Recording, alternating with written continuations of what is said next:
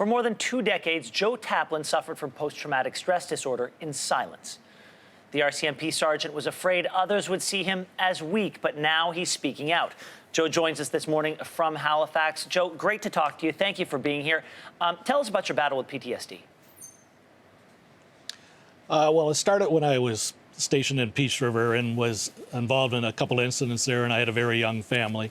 And one of the incidents involved a car crash that involved a young family as well. And unfortunately, it was a fatal accident, and it was kind of a trigger that kind of started then just due to my young family and going back and seeing my young girls there and with my wife and not understanding what was going on or why I couldn't comprehend what took place.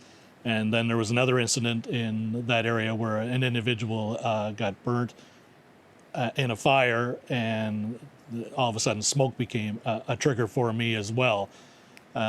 Continued through my career until I became to H Division here in Halifax. And once I got to Halifax, Nova Scotia, I worked in community policing, and then I went in as a media relations officer for 7 years, and then I was involved with a lot of tragic events as well as being the spokesperson for the RCMP, which brought back a lot of struggles for me dealing with incidents that were taking place.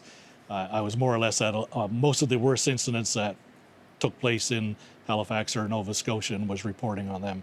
So Joe, just give us a better sense of what it means for you to live with PTSD. What sort of experiences did it cause you to have?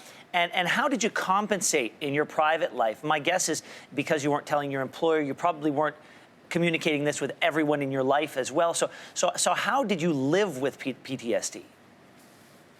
The biggest thing is I think the brunt of it was the anger and isolations that I would take. I'd go home and isolate myself in the basement and kind of stay away from my family.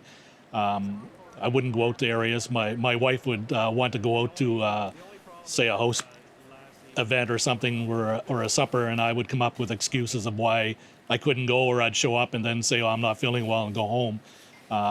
And I guess the ones that suffered the most were my children and my wife, because my anger I seemed to take out on the ones that you loved and trusted the most.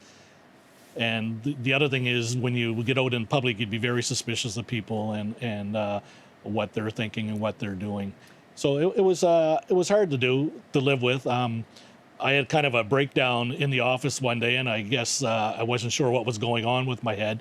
It was about 5 years ago, and I just happened to have it in front of the right person at the right time, who kind of steered me direction to start seeing a psychologist. And she's been a godsend, really. She's been helping with coping skills and everything. I've been seeing her for 4.5 years now, almost weekly. And like I said, she's really helped me a bit to kind of get my life back on the road again. Well, that's great to hear, Joe. Is that sort of sense of control that you're able to have over your life, is that one of the reasons that you're willing and able to come forward now and talk about these things publicly?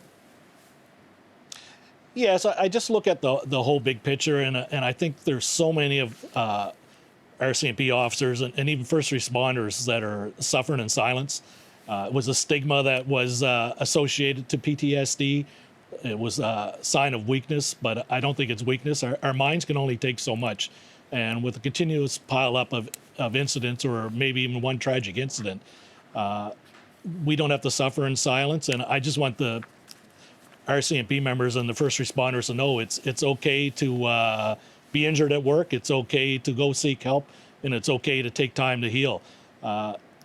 I know back then there was no programs really available for me at the time, but now with Commissioner Lucky and her vision, there's a whole bunch of programs that are being developed to assist the members that are going to be struggling with PTSD in the future.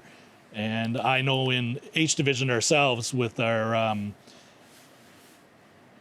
medical service here, even last time I had a little struggle here in the fall, our medical services were in touch with me right away. The nurses and our force doctor, I went and met with them. They're emailing me, and that didn't happen 4.5 years ago. So it's very encouraging to see that they're starting to be more engaged with the members and worrying about our well-being as well. But the biggest thing is members don't have to suffer in silence, and if they have an issue, they should be seeking help. Well, Joe, just to give our viewers some context, most recent statistics show that nearly 3,600 RCMP members were receiving a disability pension for a psychiatric disability, which includes PTSD. So you certainly are not alone amongst your comrades at the RCMP who have to deal with issues of mental illness. Thank you so much for sharing your story with us today. I know that a lot of viewers at home certainly appreciate it. We hope that you and your family are on the right track together, and we really do wish you the very, very best. Yes, thank you very much. And just remember, we don't have to suffer in silence, and please get help if you need it. Thanks so much, Joe. Thanks for watching. If you like this, be sure to subscribe here. And you can check out more Your Morning videos right here.